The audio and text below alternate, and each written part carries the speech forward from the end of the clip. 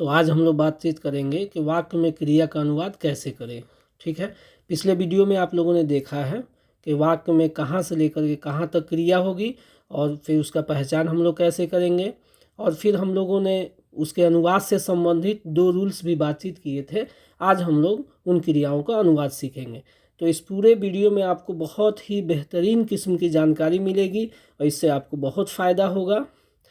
अनुवाद करते समय में इसका बहुत महत्व है वाक्य में। ठीक है, तो इस वीडियो को पूरा देखें।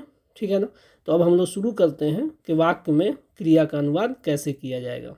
ठीक, यहाँ पे हम लोग हिंदी क्रियाओं को लेकर के चलेंगे कि वाक्य में हिंदी क्रियाएं अकेले आ रही है या संयुक्त रूप में आ रही है। हम लोग एक एक करके उसको समझेंगे। ठीक है, तो एक नंबर में हम लोग बातचीत कर रहे हैं। जैसे मान लीजिए वाक्य में हो है, हैं, हो और हूँ।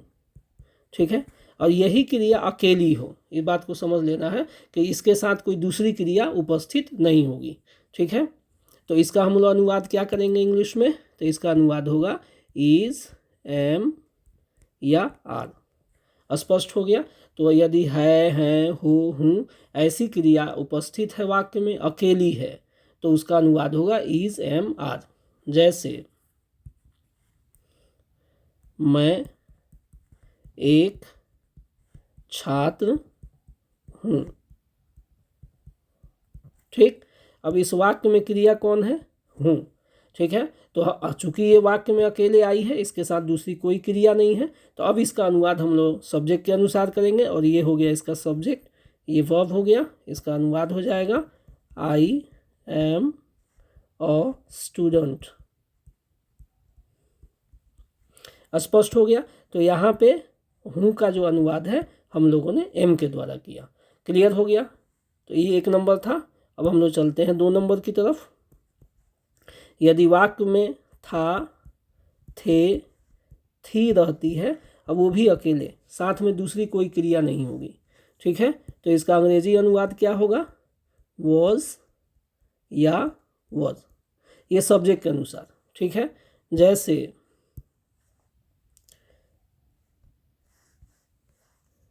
रोहन बीमार था। ठीक, अब यहाँ आप देख सकते हैं कि इसमें जो है सिर्फ क्रिया के रूप में था है, साथ में कोई दूसरी क्रिया उपस्थित नहीं है।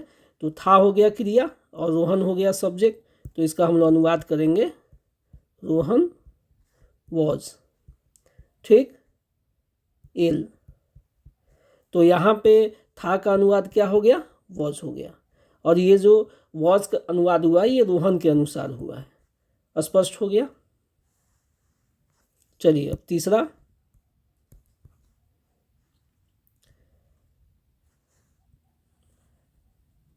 होता था, होते थे या होती थी। ठीक है, यदि ये क्रिया रहती है वाक्य में तो फिर इसका अंग्रेजी अनुवाद हम लोग क्या करेंगे, वॉज या वर होगा इसका एक अनुवाद, या एक और अनुवाद हो सकता है यूज्ड टू बी। स्पष्ट हो गया। तो इसका जो है 2 अनुवाद संभव है। वॉज वर के द्वारा भी इसका अनुवाद हम लोग कर सकते हैं, या फिर यूज टू बी के द्वारा भी अनुवाद कर सकते हैं। ठीक है, उदाहरण के तौर पे हम लोग देखेंगे कि आदि मानव जंगली होते थे। ठीक है, अब यहाँ पे क्रिया के रूप में सिर्फ होते थे आया है, ये सिर्फ क्रिया, इसके अतिरिक्त जो है कोई दूसरी क्रिया नहीं आई है। तो ये वर्ब हो गया और आदि मानव जो है सब्जेक्ट हो जाएगा। अब इसका अनुवाद हम लोग क्या करेंगे, तो the primitive men used to be uncivilized। ठीक है, अनसिविलाइज्ड। तो यहाँ पे यूज टू बी जो है ये होते थे का अनुवाद हम लोगों ने यूज टू बी किया। स्पष्ट हो गया। वॉज या वर के द्वारा भी अनुवाद हो सकता था, हम लोगों ने यूज्ड टू बी को यहाँ पे चुना। तो ये था 3 नंबर। अब हम लोग 4 नंबर की तरफ चलते हैं।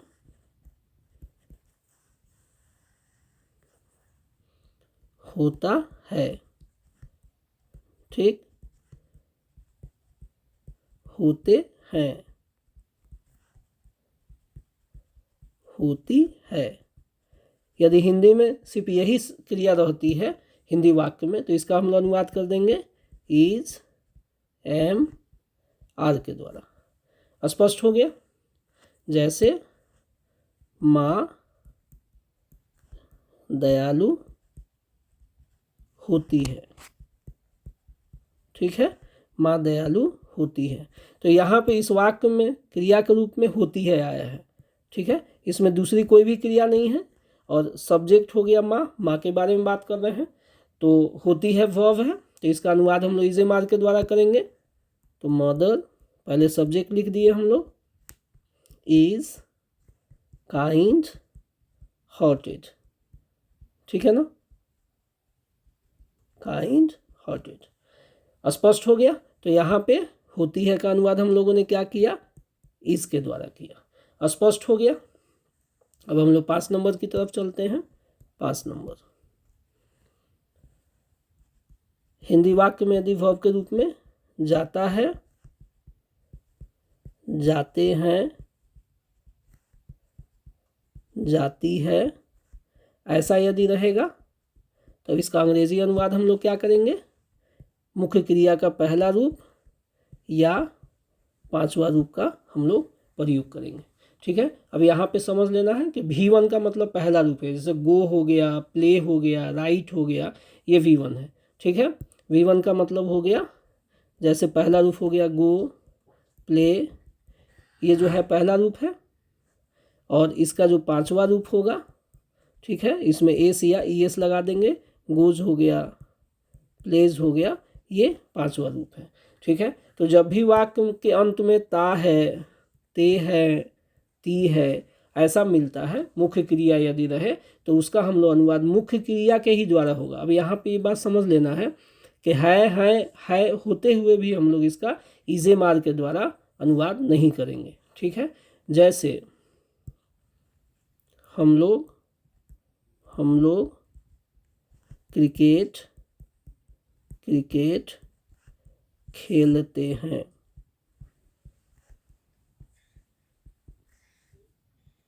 अब इस वाक्य में देख सकते हैं आप कि खेलते हैं जो है सिर्फ यही क्रिया के रूप में आया है, ठीक है। तो खेलते हैं, इसके अंत में ते है, अंत में है, ठीक है, और हम लोग के बारे में बतला रहे हैं, इसलिए हम लोग इसमें सब्जेक्ट हो गया। तो अनुवाद जब हम लोग करेंगे तो सबसे पहले सब्जेक्ट का अनुवाद करेंगे, तो वी खेलते हैं का V1 या V5। अब यहाँ पे सब्जेक्ट के अनुसार तो वी जो है वो प्लूरल है, इसीलिए हम लोग यहाँ पे V1 का प्रयोग करेंगे, ठीक है ना, वी प्ले, ठीक। उसके बाद क्रिकेट। तो देखिए यहाँ पे जो है हम लोग V1 का प्रयोग किए खेलते हैं के लिए, ठीक है। इसमें इजे मार यदि आप प्रयोग कर देते हैं, ऐसा अनुवाद यदि आप कर देते हैं कि वी आर प्ले क्रिकेट, तो ये गलत हो जाएगा, ऐसा पिछले वीडियो में भी बताया गया था। क्लियर हो गया ये? तो यहाँ पे जो है आप इसका प्रयोग यदि करते हैं तो ये गलत होगा। स्पष्ट हो गया? ठीक है।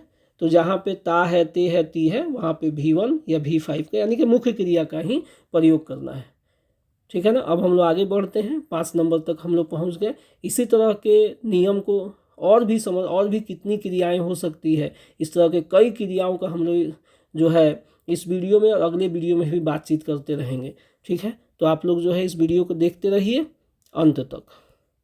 6 नंबर में हम लोग चलते हैं। अब जिस वाक्य के अंत में जाता था, जाते थे या जाती थी रहे,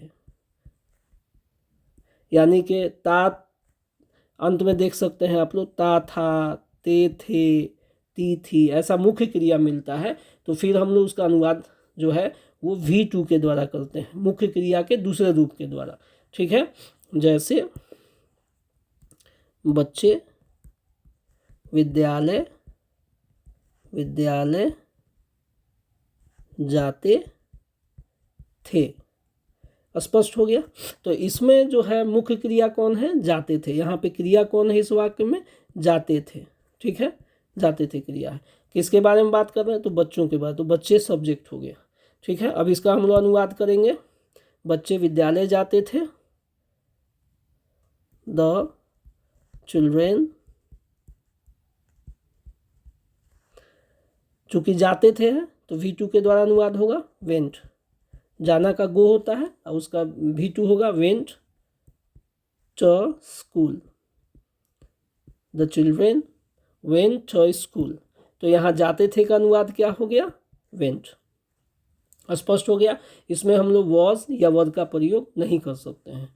ये क्लियर हो गया। तो ये 6 नंबर तक हम लोग पहुँच गए। अब चलते हैं 7 नंबर में। ठीक है, यदि क्रिया हिंदी में रहती है जाया करता था या जाया करते थे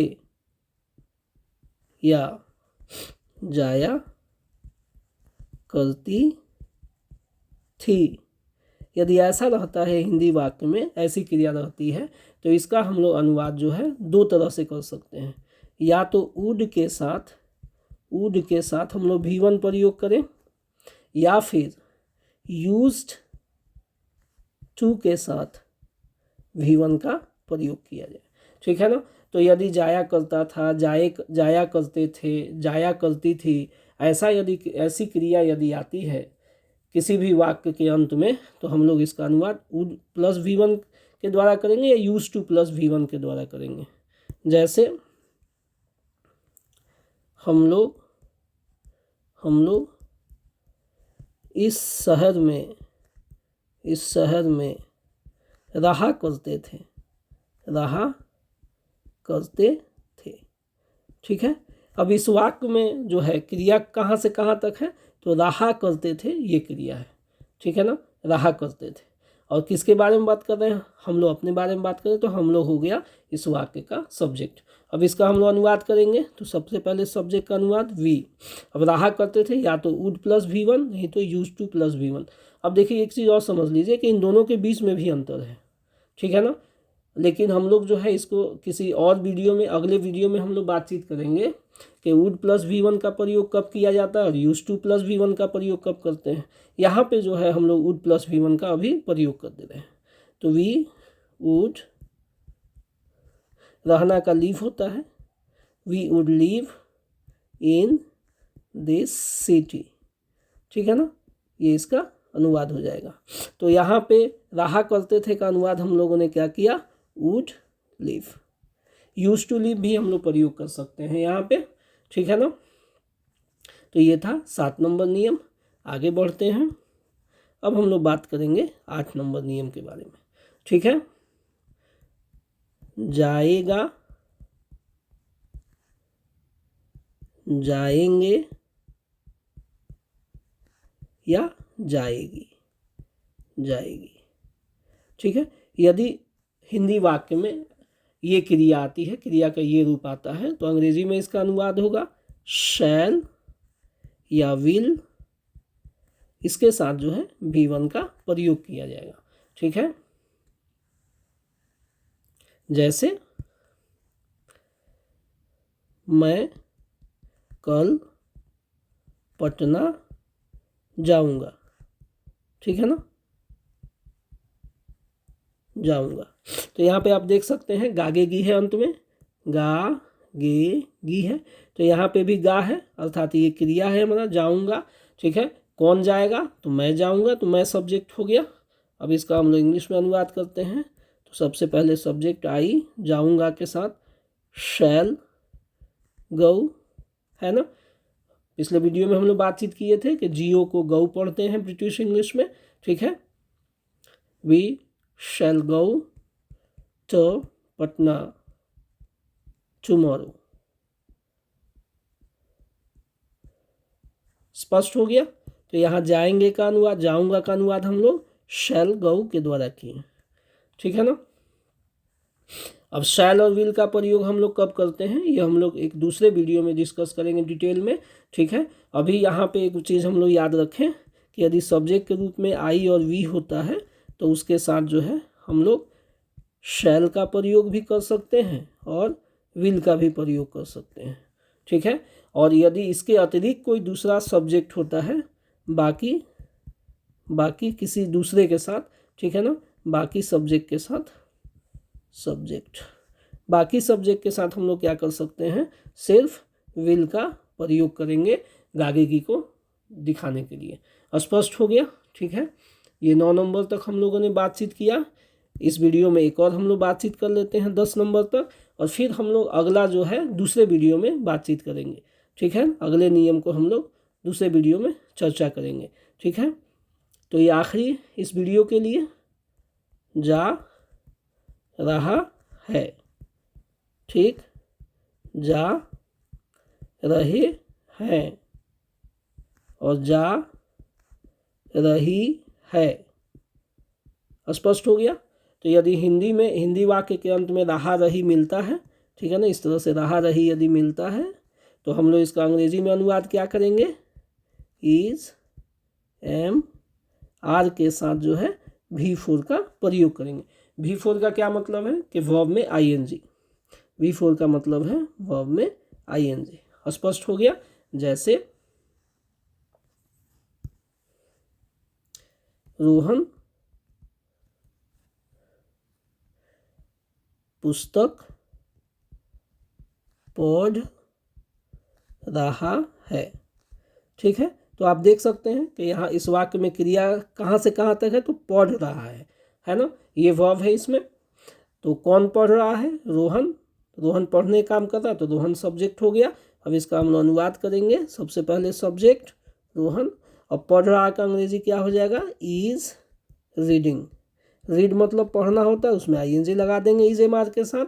तो इज रीडिंग जो है पढ़ रहा है, क्या पढ़ रहा है, पुस्तक और बुक। स्पष्ट हो गया। तो यहाँ पे पढ़ रहा है का हम लोगों ने अनुवाद क्या किया, इज रीडिंग।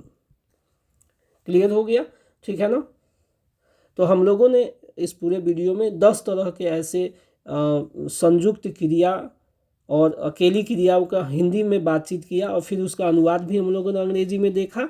और इसके अलावा और भी कई क्रियाएं हैं जिनका अनुवाद अंग्रेजी के द्वारा किया जाता है, ठीक है। और हिंदी वाक्य में इस तरह की क्रियाएं जो है इसी रूप में प्रयुक्त की जाती है। तो अगले वीडियो में हम लोग 11 नंबर से पढ़ेंगे। ये वीडियो जो है पूरा वीडियो आप देखिए, और जो है इस वीडियो के बारे में कमेंट कीजिए, ठीक है। शेयर कीजिए इस वीडियो को। और यदि चैनल पे आप नए हैं, अभी तक आपने सब्सक्राइब नहीं किया है, तो चैनल को सब्सक्राइब ज़रूर कर लीजिए। इसी तरह के इन्फॉर्मेटिव वीडियो आपको हमेशा मिलते रहेंगे, और इसमें बहुत ही ऑथेंटिक वीडियो आपको मिलेगा, ठीक है ना। आपको कहीं से कोई त्रुटि नहीं मिलेगी इस वीडियो में जो है। और अगले वीडियो में भी हम लोग जो है 11 नंबर से आगे पढ़ेंगे कि और भी देखेंगे कि कितने प्रकार की और क्रियाएं जो है वाक्य में प्रयोग होती है, और उनका जो है अंग्रेजी में कैसे अनुवाद किया जाता है।